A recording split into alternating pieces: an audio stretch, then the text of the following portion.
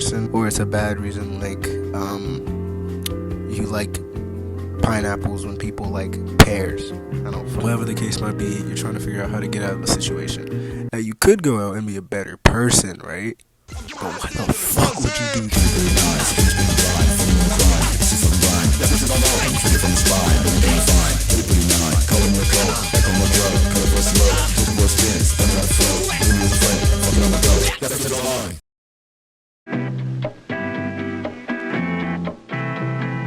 I'm joking. I don't think cancel culture is that big of a deal to where you need a video on how to get uncanceled. I think if you've been canceled, 9 times out of 10 you deserve it.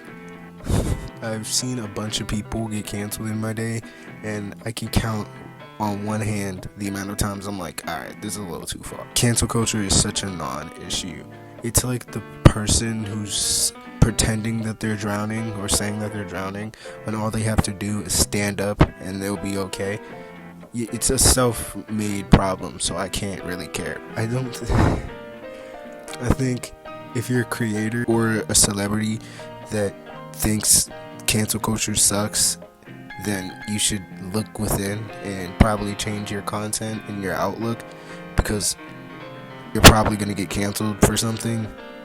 And if you're a fan who thinks that cancel culture sucks, you are either too dumb to realize that you don't have to worry about that, or you're too far gone to even care if somebody gets canceled.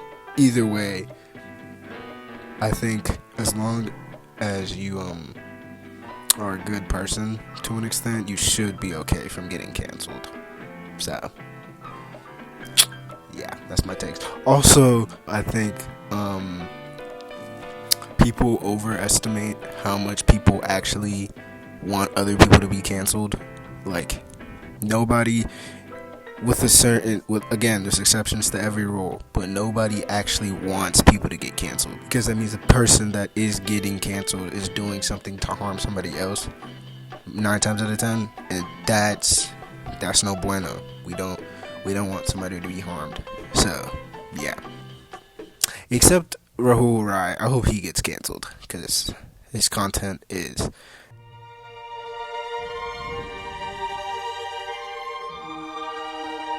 oh my god, okay.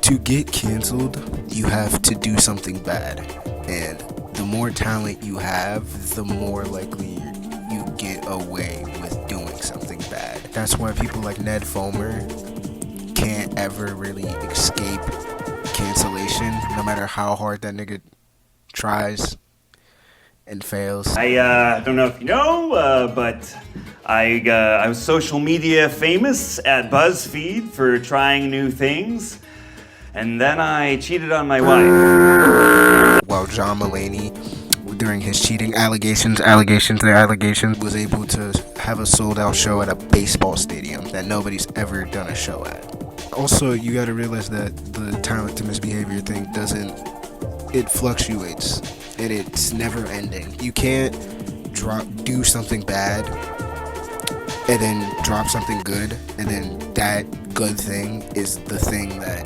propels you to keep doing bad shit. Whenever you do something increasingly bad, the talent that you're doing has to be increasingly good.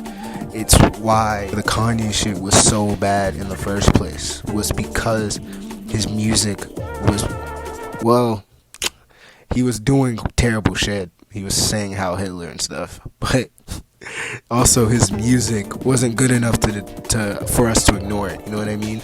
2009, he does the VMA shit. I'm really happy for you. I'm gonna let you finish. But Beyonce had one of the best videos of all time. And then drops one of the best albums of all time.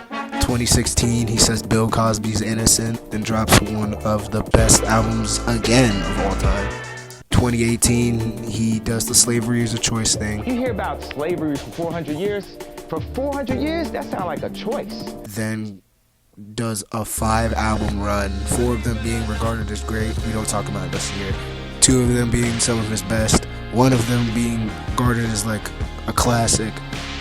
It's probably because of a white bald melon, but whatever. But when he does like When he said Heil Hitler the first 2 times, the fact that there's multiple times where he's talked about liking Hitler, whatever. The fact that he said Heil Hitler and he's talked about liking Hitler in the music he's dropped has been. They saying I'm acting like Hitler, but how am I acting like Hitler when I'm a fucking nigga? They telling me get off of Twitter. It's like the more horrible shit that you do, the more talent you have to put out for people to ignore it. That's why I say the first method to get uncanceled is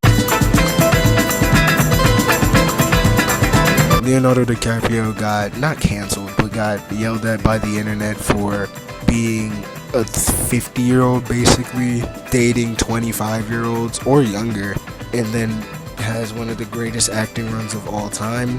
Tyler, the Creator, getting yelled at for basically everything from the 2010s, early 2010s, and then dropping one of the best album runs of all time. Balenciaga getting yelled at for having a pedophilic campaign where kids were holding bondage bears, BDSM, whatever the fuck.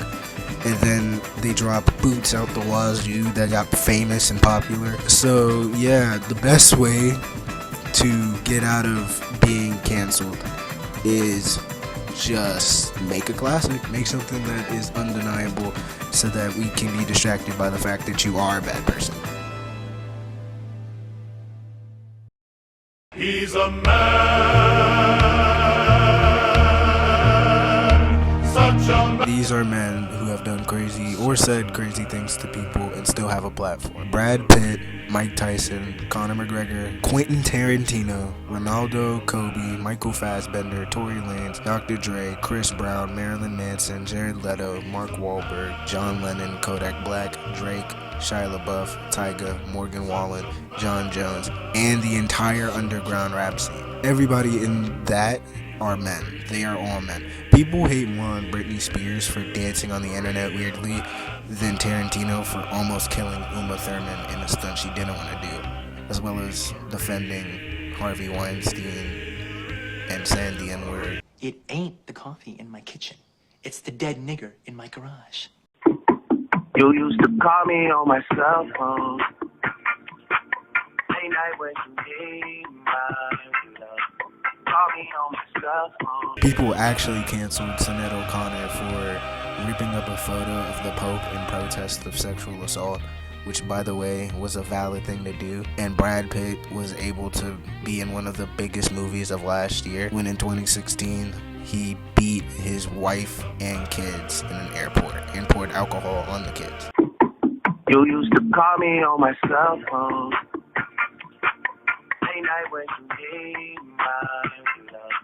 Call me on my cell phone. So one of the best ways to escape cancel culture is just be a man. Preferably white, but a man nonetheless.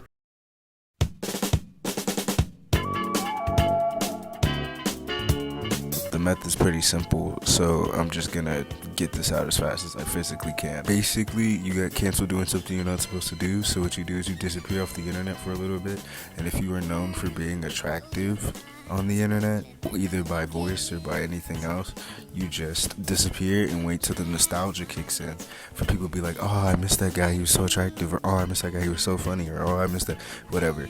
And then in like a year or two, just come back to the internet, and then you get all your fans talking about how you are so hot and how they miss you and they never thought you would come back. And then the people who were like, hey, remember when this guy did this really weird thing to this person, gets down to the wayside because everyone's more worried about how you look than what you did. You used to call me on my cell phone. Late night when you need my love. Call me on my cell phone. Late night when you need.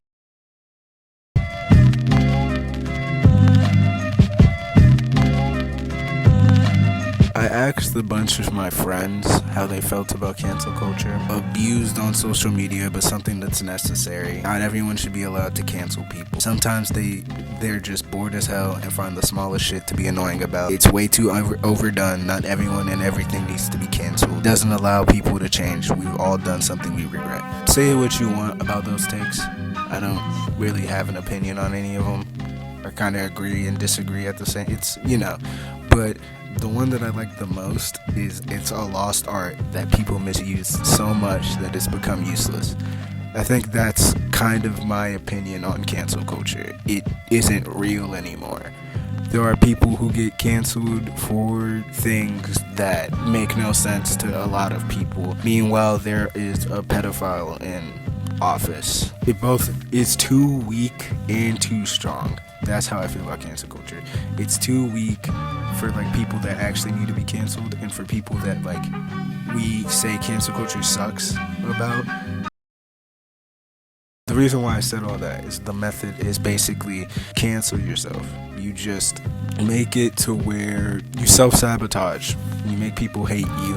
Either you get the hate, which becomes your fan base, or the fan base that likes you is the most loyal fan base of all time. Andrew Tate saying his crazy things about women and being a misogynist. Relationships as we speak. Are you poly? No, because that means they can talk to other dudes. That's fucking haram. That's atrocious. That's disgusting. Yeah.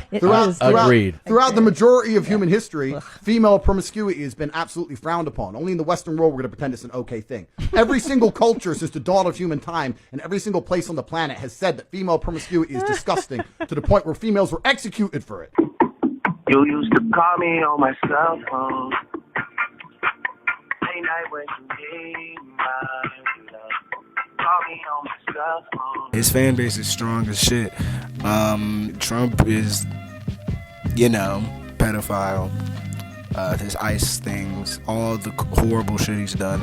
He still has a loyal fan base. Fresh and Fit, those fans will die about that shit. Even if Fresh and Fit says Heil Hitler and has Mein Kampf on his thing, it doesn't matter because his fan base is too strong to care. Cancel culture is such a weird thing to gauge to the point where even canceling yourself can get you the fan base that you've always wanted and get you the views and the money that you've always wanted. So, yeah, the best way to, in my opinion, this is the very best way to get yourself uncanceled. It's to just get yourself canceled and then walk with the fan base that sticks with you when you get yourself canceled.